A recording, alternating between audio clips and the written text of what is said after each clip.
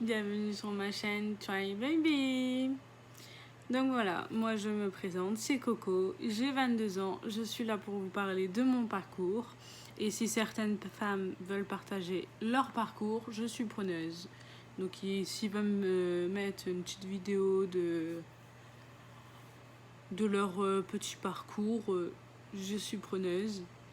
Je vous mets mon Insta et je vous dis à tout de suite. Papa? Donc je vais chez le médecin qui me prescrit ma première pilule. Donc je dis bien ma première relation, etc. Qui dit première relation, pilule, je vais pas faire des dessins, je pense que vous savez. Donc je vais prendre la pilule. Au bout d'un certain temps, j'avais des symptômes qui n'allaient pas, quoi. Je vais voir mon médecin qui me suivait déjà depuis très longtemps. Hein. Il m'a pas fait, il m'a rien, pas de prise de sang, que dalle. Enfin, je sais pas comment ça fonctionne en fait. Donc moi on m'a dit il était censé te faire un examen ou quoi pour savoir quelle pilule te prescrire. Il m'a rien fait, il m'a prescrit une pilule comme ça. Donc bah c'est tout, moi j'ai suivi, hein. C'est mon médecin depuis plusieurs années, donc j'ai suivi, j'ai accepté, j'ai pris, hein. C'est normal, c'est mon médecin. Et puis au bout d'un certain temps, des symptômes qui s'arrivent, donc je vais le revoir, je lui dis voilà, je lui explique tous les symptômes, et il me dit vous avez les symptômes d'une femme enceinte. Donc je trouve ça bizarre, je dis je prends la pilule, enfin, première pilule, donc j'en savais rien, je suis jeune, je savais pas. Donc il me dit je vais vous donner une autre pilule. Donc je prends une autre pilule qui fonctionnait très bien. Je peux plus vous dire le nom de la pilule exactement, je m'en souviens plus. Mais dès que je la retrouve, je vous la mettrai. Donc il me represcrit une autre pilule que j'ai pris pendant un mois. Et au bout d'un mois, j'y vais pour renouveler la pilule. Parce que lui, il faisait que un mois par un mois. Il faisait pas des plusieurs mois par plusieurs mois. C'était un mois. Au bout d'un mois, faut y retourner pour reprendre la pilule. Bon, bref. Donc, bah, du coup, j'y vais pour renouveler ma pilule. Mais entre-temps, en mars 2020, avec mon chéri, nous avons pris la décision de vouloir un enfant. Donc, ça, je me dis... plus je suis jeune pour en avoir un, mieux c'est. Que si je m'y prends à 50 ans, c'est pas pour vous décevoir les personnes qui sont proches de la ménopause, hein, bien au contraire. Mais je me dis, au moins j'aurai pas mon premier enfant à 50 ans. Et voilà quoi. Et on fera pas les examens trop tard.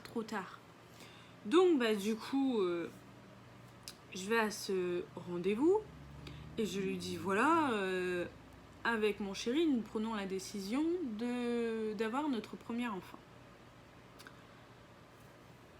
Donc, le médecin me dit oui, il était content. Hein. Il voyait 19 ans, on veut un enfant, etc. Il est content. Et puis, il me dit madame, vous avez 19 ans. Je me dis, on peut pas commencer à faire des examens. Comme ça, je me dis, j'aurai tout de suite la réponse si... ça va venir naturellement ou si il faut passer par certaines étapes. Et il me dit non, il faut attendre 2 ans. Pardon. Je vais attendre 2 ans exprès pour... Je me dis, ça fonctionne du premier coup et c'est bien, ça fonctionne pas du tout. Pendant 2 ans, je vais rester là, déprimée, à me dire, bah voilà, il faut que j'attende les 2 ans... on n'arrive pas à avoir d'enfant, mais il faut que j'attende 2 ans. C'est déprimant quand même. Et puis, du coup, bah, on prend quand même la décision d'attendre. Hein, on n'a pas trop le choix. Vu que c'est mon médecin que j'avais depuis certaines années. Je ne veux pas dire mon médecin que j'ai depuis la naissance, puisque c'est faux. Il y a eu un changement entre-temps. Donc je lui dis voilà, bah voilà, donc on va prendre la décision d'attendre et puis c'est tout. Hein. Mais au bout d'un an, toujours rien. Donc forcément, qui dit toujours rien, qui dit bah dépression, voilà, j'arrive pas à avoir d'enfant, je fais quoi, mes règles sont irrégulières, il le sait très bien. Enfin, je fais quoi moi? Sachant que mes règles sont irrégulières, au lieu de me dire bah voilà, comme ils sont irréguliers, on va trouver une solution pour voir si on peut pas faire des examens. Enfin, non, il voulait rien faire. Donc bon bah, comme on a déménagé entre temps, on prend la décision d'aller voir un médecin où j'habitais à cette période-là. Donc du coup, on va voir un médecin que je lui explique le tout, comme quoi que mes règles sont irrégulières, qu'on souhaite avoir un enfant depuis 1 an, il n'y a rien qui bouge. Mon ancien médecin m'a dit d'attendre 2 ans. Qu'est-ce que je dois faire quoi? Qu'est-ce que je dois faire? Elle me dit bah excusez-moi madame, mais moi je ne peux rien faire. Quoi, vous pouvez rien faire? Vous pouvez pas m'aider?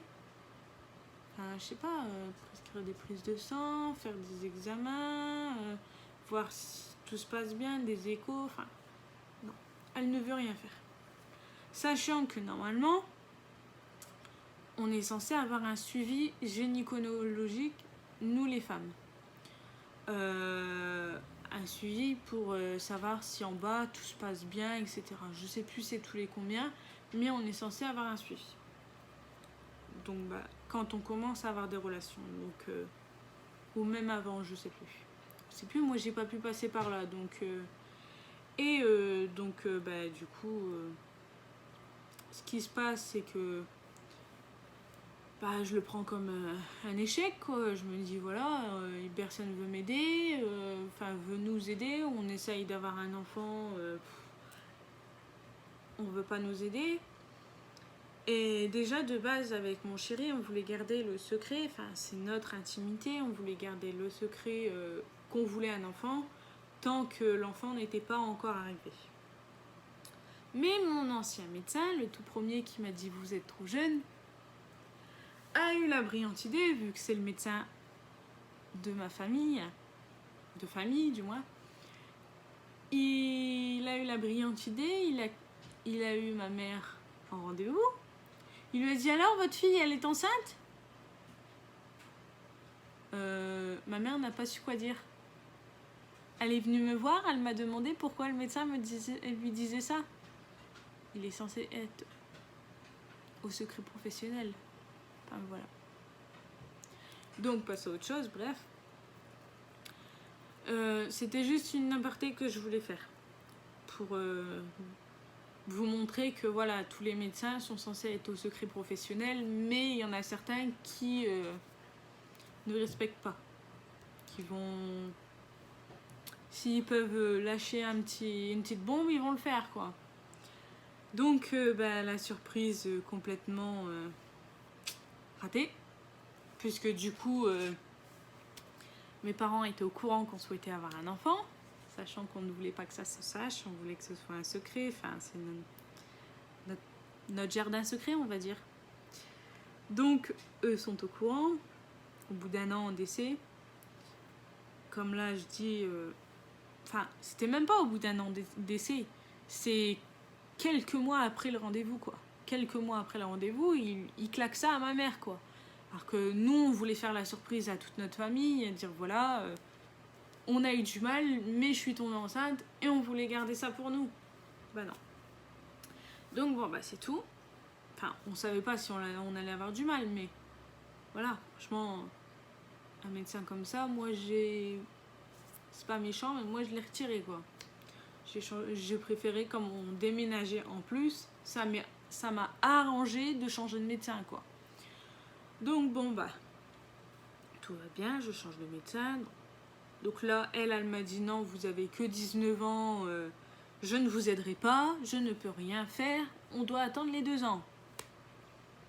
D'un côté, je me dis, dans ma tête, c'est vous me faites chier avec les 2 ans. Excusez-moi du terme, mais c'était ça en fait. C'est... Oui, ok, pour eux, faut attendre 2 ans, nanani, nanana. Donc pendant 2 ans que ça fonctionne pas, 2 ans que tu te dis que ça trotte dans ta tête, quoi. Tu te dis, voilà, tu essayes, y a rien qui va. Tu regardes des méthodes de grand-mère, y a rien qui fonctionne. Sachant que tu es irrégulier, tu ne sais jamais. Tu fais test de grossesse sur test de grossesse. Enfin voilà, tu vois qu'il n'y a rien qui fonctionne et ça te bouffe, quoi. Ça te bouffe. Je suis en train de regarder, je cherche ma boîte avec tous les tests, mais je sais plus d'où je l'ai mis. Je vous mettrai une photo avec les tests. Donc tu fais des tests de grossesse, il n'y a rien qui bouge, ça t'énerve, ça. Tu te dis, va-t-on y arriver un jour? Va-t-on y arriver un jour? Et surtout un jour, est-ce qu'un jour un médecin voudra nous aider, quoi? Sachant que tu travailles pas, rien, donc tu restes chez toi, parce que tu es loin de ta famille. Que maintenant je ne regrette pas, hein, je suis partie avec mon chéri, on a pris la décision de partir loin pour le travail, etc. Donc voilà, donc on ne regrette pas.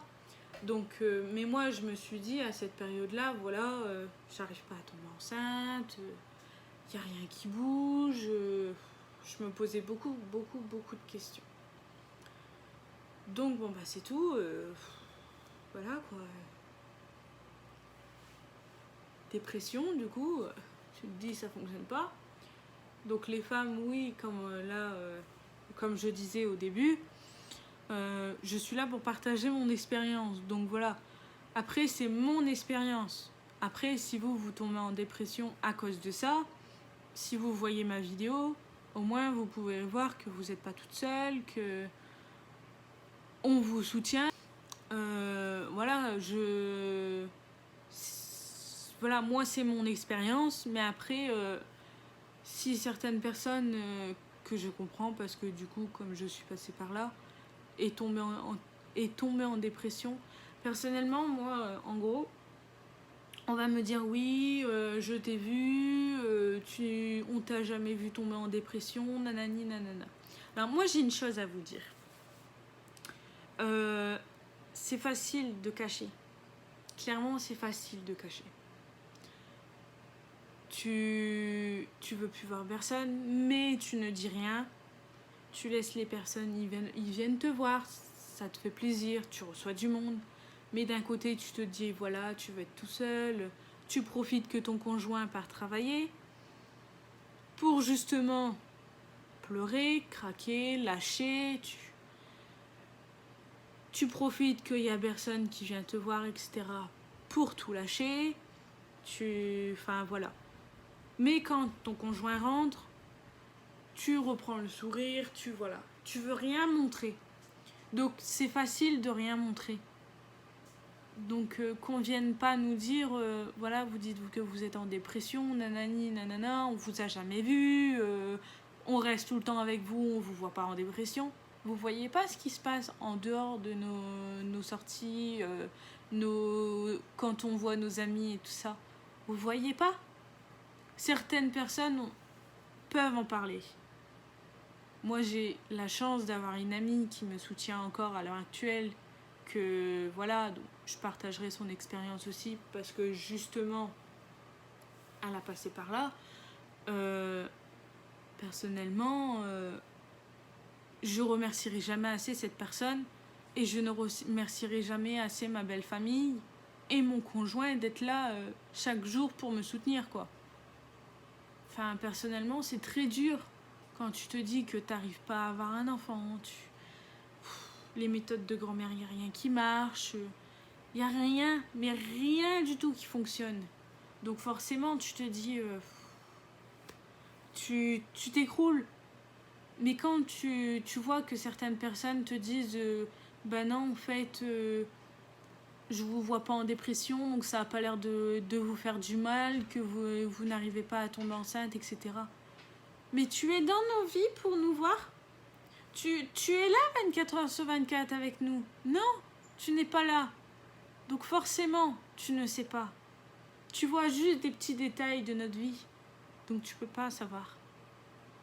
Nous, personnellement, les personnes qui sont en essai bébé, oui, peut-être qu'il y en a qui vont dire ouais, mais c'est pas grave, c'est pas plus grave qu'un cancer, c'est pas plus grave que ci, c'est pas plus grave que là. Mais vous comprenez pas notre ressenti. Surtout que il faut savoir que nous, les personnes en essai bébé, quand tu vois que certaines personnes, je ne juge pas, attention, c'est aucun jugement, à 16 ans, ils ont leur première relation, je ne jugerai pas, hein, je ne parlerai pas de moi, de ce que j'ai fait, mais voilà. Personnellement, quand je vois qu'à 16 ans, ils ont leur première relation et qu'ils ne se protègent pas, qu'ils arrivent à tomber enceinte directement, ça nous fout un poulet boule. Enfin, mais attention, je ne juge pas, bien au contraire, quand je vois que tu as des femmes qui tombent enceintes à 16 ans, ou même plus tôt, hein, ça, je sais pas, je dis 16 ans, mais... ou même plus tôt, et qu'ils arrivent à s'en sortir, je ne jugerai pas. Même s'ils n'arrivent pas à s'en sortir, qu'ils ont besoin d'aide, je ne jugerai pas non plus. Mais personnellement, nous, ça nous fout la haine. Mais c'est pas de leur faute. C'est de la faute à la nature, quoi. Que la nature se décide mal. Enfin, voilà, je ne rentrerai pas dans les détails. Mais voilà. Donc, quand on me dit... on t'a pas vu en dépression. T'as pas été chez le médecin. T'as pas fait ci, t'as pas fait là. Moi, avec mon expérience, je vais vous dire une chose. Vous savez, avec tout ce que j'ai vécu durant mon enfance, avec l'école, etc., j'ai jamais été voir un médecin pour en parler. Alors, pourquoi aller voir un médecin juste pour aller en parler que tu n'arrives pas à avoir un enfant? En gros, pour eux, c'est va voir un psy quand tu es en dépression. Mais non. Certaines personnes, je ne dirais pas. Hein. Certaines personnes, ça les aide. Ça... Moi, perso, ce qui m'aide, c'est d'écrire. Je prends un carnet. Tout ce qui ne va pas, tu écris. Le carnet, tu veux que personne le voie, tu veux le garder à toi, c'est ton jardin secret, tu ranges, basta. La seule chose qui m'aide à moi, c'est écrire. Ou alors de la relaxation, des musiques de relaxation, etc. Ça aide aussi. Mais ça dépend les personnes, ça dépend les femmes. Certaines femmes font comme ça, certaines femmes ont besoin d'en parler, certaines femmes comme moi, hein, moi j'ai peut-être besoin d'écrire. Mais j'ai une très bonne amie que j'ai parlé tout à l'heure, justement. Chaque fois que ça ne va pas, chaque fois je lui écris. Chaque fois, elle me soutient, elle m'aide, que je ne remercierai jamais assez. Franchement, voilà. Après, voilà, on a certaines personnes préfèrent rester enfermées sur elles-mêmes, ne rien montrer. Certaines personnes le montrent. Comme là, j'ai vu une influenceuse sur TikTok qui est depuis longtemps, hein, que du jour au lendemain, elle s'est montrée en dépression parce que justement, elle n'arrive pas à avoir d'enfant. C'est chacun sa... Comment dire? Chacun son truc.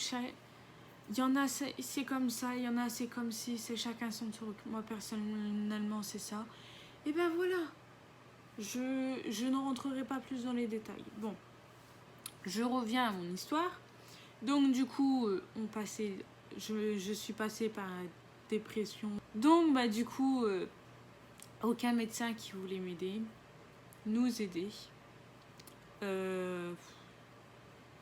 Test sur test, comme j'ai dit, il n'y a rien qui fonctionnait. Du coup, du jour au lendemain, j'ai été voir une autre médecin, puisque je prends que des femmes en médecin.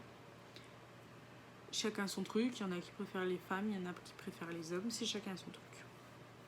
Donc je vais la voir, j'avais des retards de règles, j'avais des envies de vomir, mais les retards de règles, je les ai toujours eus. Mais bon, je me posais quand même des questions, je me disais c'est bizarre, j'arrive pas à avoir d'enfants, là mes règles on dirait qu'elles sont bloquées, j'ai des envies de vomir souvent, je vais quand même aller voir un médecin pour voir si une note pourrait m'aider malgré que ça fait pas encore 2 ans quoi. Donc je vais voir un autre médecin, donc médecin qu'on m'a conseillé, qu'on m'a beaucoup conseillé. Donc du coup je vais voir cette dame là, que je lui explique, voilà, 2 autres médecins n'ont pas voulu me prendre parce que j'étais trop jeune. Elle me dit oui, c'est vrai que certains médecins préfèrent juger et prendre leur décision de ne pas faire d'examen à une femme comme vous qui avait que 19 ans, qui souhaite avoir un enfant avec son conjoint quoi. Et sachant que elle connaît mon conjoint, donc elle sait, voilà. Mais elle me dit oui, vous êtes peut-être jeune, mais je vais vous aider. Parce qu'elle a vu que voilà, ça n'allait pas, que à mon avis, elle a dû le voir à ma tête en lui expliquant que voilà, personne. Quand je dis personne, je parle les médecins quoi. Je vais voir 2 médecins, il n'y a personne qui veut m'aider. Donc je me suis dit, c'est nous en fait, il faut qu'on attende les 2 ans et puis c'est tout quoi. Enfin, c'est moi du moins, parce que mon conjoint, c'est moi qui prenais les décisions et tout ça. Donc je me suis dit, voilà, elle va peut-être pas m'aider, mais qui tente rien à rien, on me l'a conseillé, je vais essayer quoi. Donc bah du coup, c'est tout. Je vais en parler tout ça. Donc elle me dit qu'elle va m'aider. Elle me prescrit une prise de sang vu que j'avais des envies de vomir. En plus de ça, j'avais pas mes règles, malgré que je lui avais dit que j'avais des retards de règles. Donc, première prise de sang pour savoir si j'étais enceinte. Donc, négatif, hein, j'avais fait des tests et tout ça, même si les tests ils sont fiables que à 99% pour certains. Je me doutais que je n'étais pas enceinte. Donc, du coup, ça c'est fait, négatif. On va faire, petite mouche, on va faire la deuxième prise de sang qu'elle me prescrit. Donc la deuxième, c'était pour savoir si j'étais stérile, si... Voilà. Donc, je fais la deuxième prise de sang. Et là... je reprends rendez-vous parce que en lisant la prise de sang, je vois qu'il y a 2-3 trucs qui n'allaient pas trop. Donc je regarde, je vois que ça va pas trop. De toute façon, dans tous les cas, je devais reprendre rendez-vous avec elle pour qu'elle examine ma prise de sang. Donc, sachant qu'elle n'était pas encore déclarée comme, elle n'était pas déclarée comme mon médecin traitant, je préférais qu'elle y allait et puis que ce soit elle qui vérifiait ma prise de sang comme c'était elle qui voulait m'aider et qui m'avait prescrit la prise de sang. Donc bah du coup j'y vais, elle regarde ma prise de sang, elle me dit tout va bien, elle arrive vers la fin et elle me dit voilà, bon il y avait un petit problème de fer mais ça s'est réglé tout seul. Elle m'avait dit il n'y a pas besoin de vous prescrire de traitement, rien du tout, c'est tellement... ça va se faire tout seul quoi. Donc bon bah c'est tout, je la laisse... pour moi elle m'a rassurée, ça va se faire tout seul. En revanche, donc elle a regardé si j'étais stérile ou pas, je ne suis pas stérile, bonne nouvelle, merci mon Dieu. Ensuite, elle regarde à la fin et elle voit que ma thyroïde est bien déréglée. Donc elle me dit, ben, je vais vous mettre un traitement de 3 mois. Et si le traitement ça va pas, vous reviendrez et on verra ce qu'on fait. Donc pour moi, j'y suis pas retournée pour savoir ce qu'on faisait. J'ai préféré passer à autre chose quoi. Mais je vous conseille les femmes de pas faire ça. Donc du coup, elle me prescrit un traitement. Donc ce qui s'est passé, c'est que je le prends, tout va bien. Sauf que période de Covid, était là. J'attrape le Covid. J'étais complètement allongée, je ne pouvais pas rien faire. Enfin voilà, je ne vais pas vous faire tous les détails. Donc ce qui se passe, c'est que j'ai arrêté le traitement, quoi, parce que je me suis dit ça n'allait pas aider en plus du Covid, quoi. Donc je l'arrête, et une fois que je l'ai arrêté, quelques jours après, ça allait mieux. Le Covid était toujours là. J'avais toujours le Covid, enfin, ça allait pas partir en 3 jours, quoi. Mais par contre, je pouvais me lever, ça allait mieux et tout ça. Donc je ne savais pas, que je ne sais toujours pas, hein, si c'est le traitement ou si c'était le Covid, je ne sais toujours pas. Mais du coup, j'ai arrêté le traitement entre-temps. Donc j'arrête le Covid. Je reviens voir mon médecin. Donc la même, qui me prescrit... C'était elle ou c'était sa sœur? Non, c'était bien elle. Toujours la même. Je revais la voir. Je lui dis... qu'est-ce qu'on va faire, quoi? Enfin... Elle me dit, dans ces cas-là, je vous prescris une échographie pelvienne. Donc en bas. Elle me prescrit l'échographie. Donc tout va bien. Je vois l'échographie. Je prends rendez-vous. Donc il faut savoir que de base, comme j'ai pas eu de suivi du tout en gynécologique, j'ai pas eu de frottis, j'ai rien eu du tout, j'ai pas vu de médecin du tout pour en bas.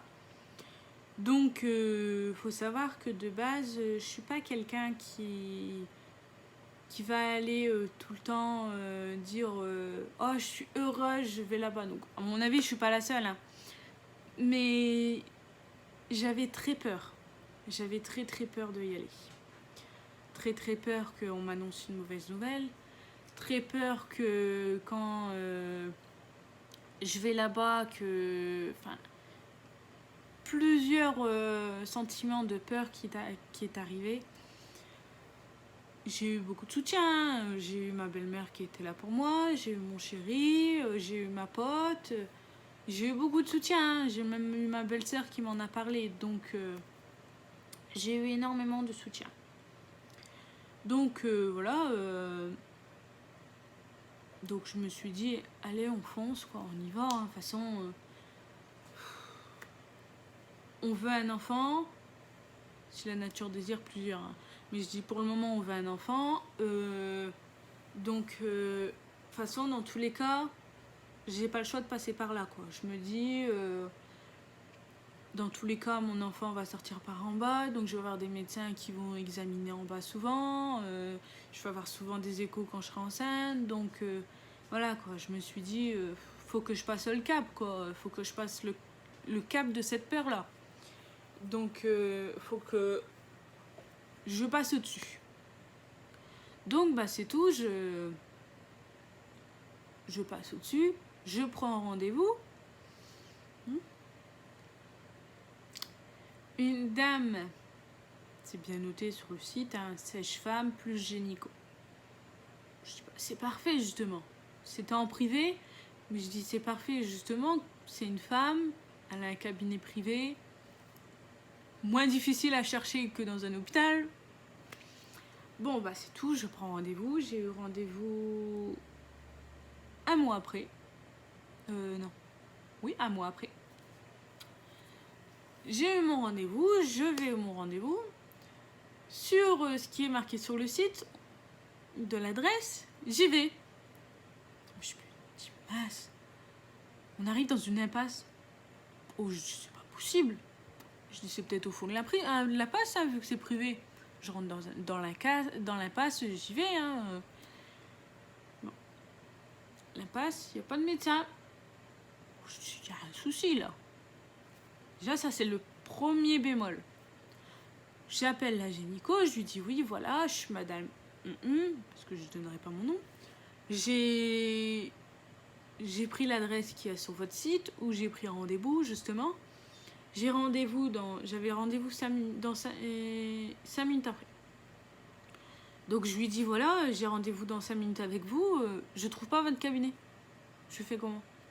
Ah bah c'est facile, c'est dans cette rue-là. C'est où votre rue, madame? Puisque c'est pas du tout la rue qui est notée sur votre site. Elle dit non, non, c'est pas du tout pareil, il faut pas suivre ce qu'il y a sur le site. Bah dans ces cas-là, les patients, ils trouvent où votre adresse? Pas de réponse. Ça avait déjà bien commencé. Hein. Donc j'y vais, on trouve la rue parce que j'étais accompagnée. On trouve la rue. En fait, c'était dans un sort de... Je sais pas comment dire ça, ça ressemblait comme un château ou je sais pas quoi. Je saurais pas comment expliquer la chose. Donc du coup, bah, c'est tout, j'y vais, je vois les pancartes et tout ça, je vois le nom et le prénom de la sage-femme gynéco.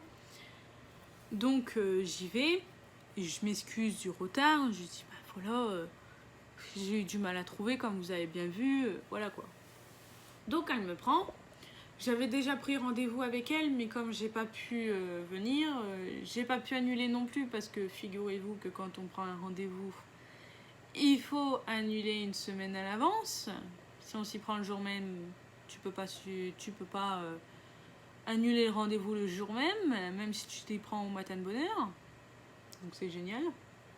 Donc moi j'ai pas pu appeler non plus. J'avais pas de moyen de transport. Comment faire? Je pouvais pas annuler. Donc déjà quand j'arrive là-bas, elle me dit il me semble que vous avez déjà pris un rendez-vous avec moi. J'ai dit oui mais j'ai pas pu venir, j'avais pas de moyen de transport et j'ai vu sur votre site que je pouvais plus annuler. Elle me dit oui mais dans ces cas-là faut appeler. Il n'y a pas de numéro sur votre site. Je fais comment? Je sais pas, il n'y a pas de numéro sur votre site. L'adresse, vous me disiez qu'elle est mauvaise. Il va falloir tout remettre à jour, là. Enfin, je sais pas. Donc, elle me dit, elle fait, oui, mais du coup, la prochaine fois, je ne peux pas vous prendre. Bah, tant pis, hein, excusez-moi, mais je changerai de gynéco et puis c'est tout, hein. Qu'est-ce que vous voulez que j'en fasse? Et là, elle me dit, vous voulez que je fasse quoi pour vous? Donc, je lui sors les ordonnances. Elle me dit, ah non, non, moi, je fais pas d'écho. Et dans ma tête, c'est mais vous êtes gynécologue, vous êtes sage-femme, vous devez faire des échos, enfin du moins vous devez avoir les appareils pour le faire. Elle me dit non, non, je fais pas d'écho. Donc je lui dis d'accord, donc je fais comment? Vous êtes censée être une gynécologue, donc vous êtes censée... Oui mais non, c'est pas à moi de le faire, il faut que vous allez à l'hôpital le faire. Prendre rendez-vous avec une gynécologue de l'hôpital. Ah donc parce que vous êtes privé, vous le faites pas? J'en sais rien moi, enfin... Bref. Du coup, je suis partie, forcément, elle m'a mis, entre guillemets, elle m'a mis à la porte. Enfin, moi, je suis partie de moi-même aussi, donc le rendez-vous était plus vite, hein, plus vite que prévu. Après, j'ai essayé de reprendre d'autres rendez-vous, mais j'avais pas de moyen de transport, donc j'ai tout annulé. Donc, bah, du coup, bah, pas de rendez-vous, rien du tout. Donc là, je suis en attente d'un prochain rendez-vous. Et je vous dirai quoi dans le prochain épisode. Ciao, ciao!